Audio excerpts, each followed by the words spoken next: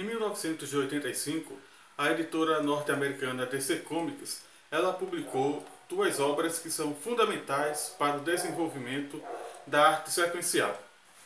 O Watchmen, de Alan Moore e Dave Gibbons, e Batman, o Cavaleiro das Trevas, de Frank Miller, com Lynn Varley, na época sua esposa, como colorista. Essas obras, elas possuem algo em comum. E esse algo em comum iria repercutir muito na década de 90. Seus personagens são ultraviolentos. Eles vivem em um mundo distópico, onde a perda da credibilidade nas instituições é generalizada, sejam instituições políticas, sociais ou religiosas. Você pega, por exemplo, personagens como Rorschach em Watchmen, um personagem completamente desequilibrado, ultraviolento, que usa de métodos completamente insanos em seu combate à criminalidade, ou mesmo Batman no Cavaleiro das Trevas, onde aquele Batman ali é mostrado como um indivíduo completamente reacionário, torturador e muitas vezes também desequilibrado. Essa sociopatia desses personagens iria repercutir muito em muitos personagens criados na década de 90. Você pode ver, por exemplo, o Venom ou Carnificina na Marvel, que são realmente ícones desse período, mas a editora que se tornou realmente ícone desse tipo de abordagem dos quadrinhos é a Image. Aquela editora fundada por Todd McFarlane, não sei nem como é que se pronuncia esse nome, Jim Lee, Eric Larsen, Rob Liefeld, enfim, esses grandes astros que estavam começando a despontar já naquele momento e vinham de fases realmente extraordinárias. Por exemplo, o Todd McFarlane vinha do Homem-Aranha da Marvel, o Jim Lee vinha de seu X-Men, Rob Liefeld também dos Novos Mutantes. Enfim, eles tinham toda uma bagagem e por se sentirem, digamos, limitados em sua criatividade pela Marvel, talvez o mesmo também iria ocorrer se eles estivessem na DC. Eles saíram então da editora e resolveram fundar seu próprio negócio. E foi um sucesso realmente. Seus quadrinhos, o da Image, venderam que nem água no deserto. Tornou-se uma febre, uma coqueluche, aquele tipo de personagem completamente insano, completamente violento, completamente desequilibrado, sem o menor pudor de assassinar, de matar, de torturar. E esses heróis que marcaram a época da década de 90, eles, de qualquer forma, não poderiam passar sem uma crítica, né? E essa crítica veio. Essa crítica veio através de uma obra da DC Comics chamada O Reino do Amanhã. É interessante, né? A editora que, digamos, teve uma certa influência nesse tipo de abordagem é a editora que depois vai fazer uma autocrítica, ou melhor, uma crítica, não autocrítica, porque ela não tinha necessariamente esse tipo de personagem, digamos, em seu cânone mesmo. Mas ela vai fazer uma crítica desse período, que é uma crítica que se encontra em O Reino do Amanhã. Eu costumo ver Reino do Amanhã, de Mark Waid e Alex Royce, dessa forma, como uma crítica àquela explosão de super-heróis anti-heróis da década de 90. E nesse aspecto, por que a DC tinha que fazer esse tipo de crítica? Por que tinha que ser exatamente com ela? Por que ela seria a melhor editora para fazer isso? Duas palavrinhas: verdade e justiça. Isso digamos, é o retrato de muitos personagens da DC Comics. São personagens criados na Era de Ouro dos quadrinhos e que tiveram um amplo desenvolvimento na juvenil e inocente Era de Prata. Se há uma era dos quadrinhos que é totalmente oposta àquela insanidade da década de 90, é a Era de Prata. E os personagens da DC, sobretudo o Superman, o Batman e a Mulher Maravilha, são os personagens que mais retratam fielmente essa era. Tem o Aquaman, mas já é outra história, né? Brincadeirinha. Todo mundo tirando o Aquaman mesmo. Assim, essas duas palavrinhas, verdade e justiça, elas são conceitualmente o gênese do super-herói. Em termos conceituais, se nós pudermos definir o que é que define um super-herói, vai ser exatamente isso. A verdade, a sua busca pela verdade e a defesa da justiça. E se a DC seria a melhor editora para fazer isso, fazer essa crítica, a gente pode se perguntar por que não a Marvel? Porque os personagens da Marvel, em muitos aspectos, lá mesmo na década de 60, em plena Era de Prata, eles já traziam algumas dúvidas, eles já traziam realmente certas problemáticas que ainda não existiam ainda nos quadrinhos. Então, dentro mesmo da Era de Prata, há uma certa nota dissonante que é a Marvel, porém não é como a exacerbação do que ocorreu na década de 90, né? Mas, evidentemente que essa nota dissonante da Marvel ela tem muita importância. Mas, dentro da DC Comics, os três grandes personagens são justamente Superman, Batman e Mulher Maravilha. E o personagem realmente que mais encarna esse ideal de verdade e justiça é o alienígena de Krypton, que criou-se em Smallville e fez carreira profissional em Metrópolis, é o Superman. Né?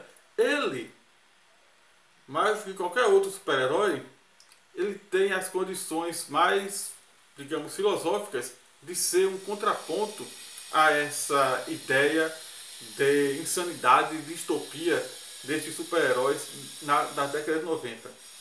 Aí você pega aquele conto, né, Superman e a Elite, publicado numa edição de Action Comics em 2002, onde ele confronta esse grupo, né, e você vai ver realmente a verdade e a justiça em confronto com a década de 90. Mas aqui vamos nos até a Reino do Amanhã, que foi um pouco antes dessa história. Quando abrimos a edição número 1 da revista Reino do Amanhã, que é uma minissérie em 4 edições, lemos trechos da Bíblia retirados do livro do Apocalipse de São João. E eu estou lendo aqui um texto que eu mesmo escrevi sobre isso, né? E vou fazer sempre essa recorrência a esse texto. Imagens de uma águia, de um morcego, de raios e trovões saltam aos olhos enquanto lemos os assombrosos relatos do apóstolo João. Cada exemplar dessa saga se inicia com uma leitura da Bíblia. Por quê? Porque há um tom religioso e grave em toda a obra. É uma obra de leitura pausada, como um movimento lento de uma sinfonia que você escuta também de maneira lenta, de maneira tranquila, porém ela é grave, ela tem um peso muito grande. No primeiro número conhecemos esse futuro do universo DC. Os super-heróis antigos estão aposentados e uma nova geração de heróis, alguns descendentes dos icônicos personagens já supracitados, transformaram o planeta em uma festa de rave insana sem fim, onde a violência nunca tem limites. E os super-heróis antigos eles se aposentaram por conta da própria aposentadoria do Superman. O Superman abandona a humanidade porque, num determinado momento, o Coringa invade o planeta diário e mata todos eles. Todos os repórteres do planeta diário, inclusive Lois Lane. Superman vai ao encalço do psicopata, mas Magog, um jovem herói em ascensão que surge nessa obra, chega primeiro. Esse Magog faz parte dessa nova geração de heróis descontrolados e sem senso ético algum. No diálogo que se segue, o povo acaba escolhendo o discurso violento e fácil de Magog. Superman fica horrorizado e se afasta cada vez mais de sua atividade, permanecendo em sua fazenda no Kansas. Esse é o momento emblemático da obra. Né? Está lá o Superman e Magog. E o povo escolhe Magog. E Magog então mata o Coringa. E o Superman, com seu senso de verdade e justiça, ele não tem outra opção a não ser se afastar daquelas pessoas.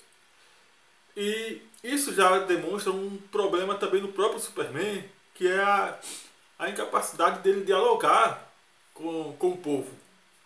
Se por um lado ele acredita na verdade e na justiça, por outro, ele não tem essa capacidade mais de diálogo com a população. Talvez por conta da própria exacerbação da violência, talvez os métodos antigos não surtam mais efeito numa nova realidade tão distópica quanto essa apresentada no Reino do Amanhã. Há muitas explicações sociais, políticas para isso aí. Mas o fato é que ele abandona a humanidade. E Magog é a personificação das coisas mais fáceis e agradáveis em nós humanos. A violência, o ódio, a demasia e a brutalidade.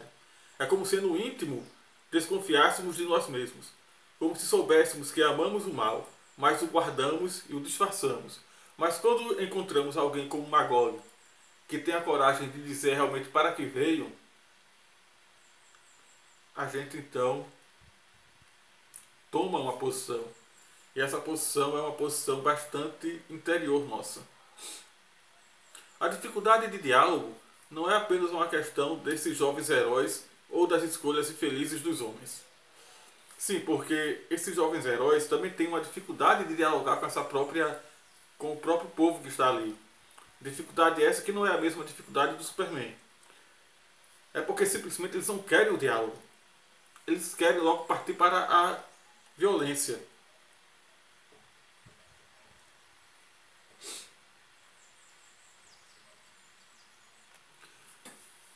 E chega um ponto que o Superman já não pode mais se conter. E ele volta novamente à ação. Porém, não é mais aquele Superman tão verdade e justiça quanto antes. É um Superman totalitário. É um Superman que pega os criminosos e os prende em gulags.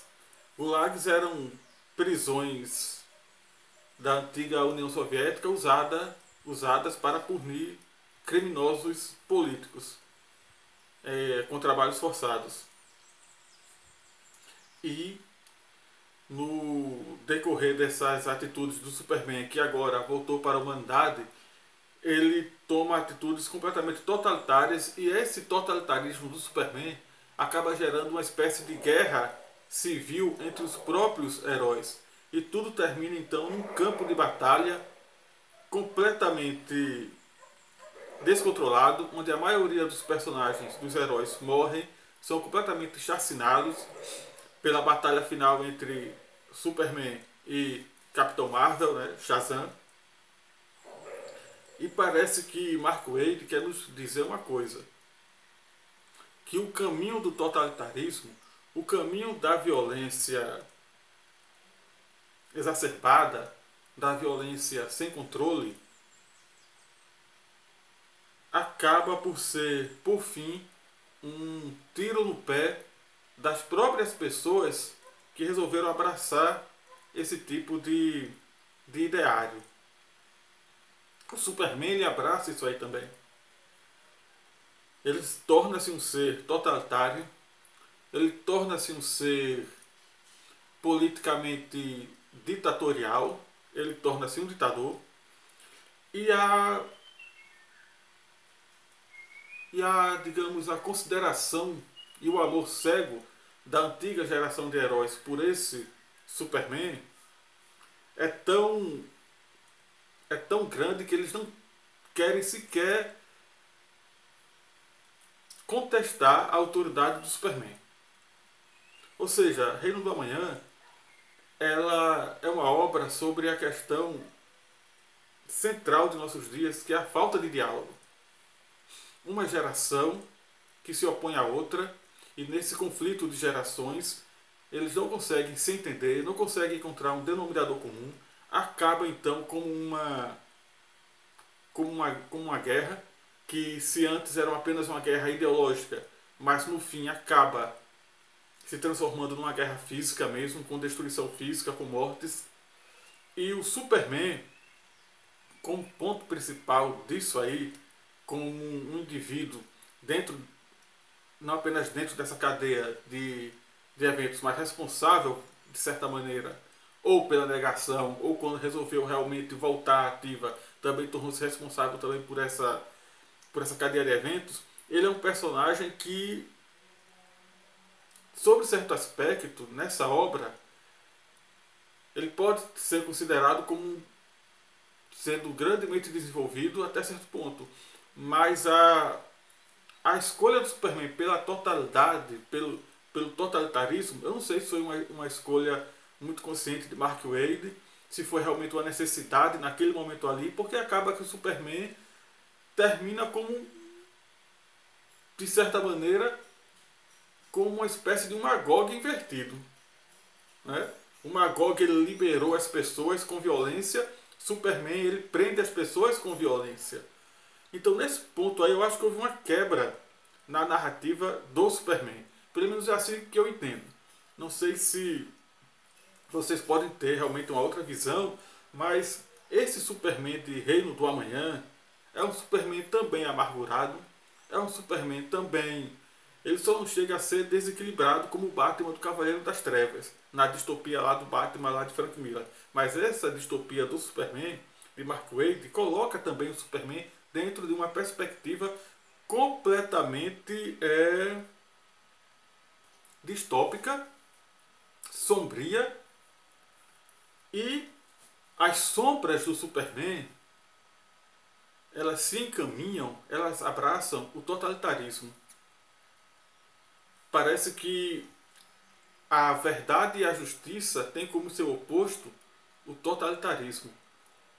E parece-me também que, quando não se pode colocar mais verdade e justiça no discurso, a única opção até para o Superman foi ser um indivíduo totalitário. Se ele agiu errado ao se afastar da humanidade, lá quando o Coringa assassinou, fez a chacina lá no Planeta Diário, quando ele retorna, ele também tropeça. Eu vejo esse Superman de Mark Waid, portanto, como um personagem, como uma espécie de Édipo, que quer fazer a coisa certa, porém acaba sempre tropeçando. Sempre tropeçando, sempre tropeçando, nunca acertando, né? E o final de Reino do Amanhã, com aquela conversa no restaurante da Trindade, para mim não resolve muito bem as coisas não. O que aconteceu depois? Todos aqueles heróis mortos, a questão do Superman como um ser totalitário, como foi vista pelo mundo. Isso não é tão mostrado assim no Reino do Amanhã.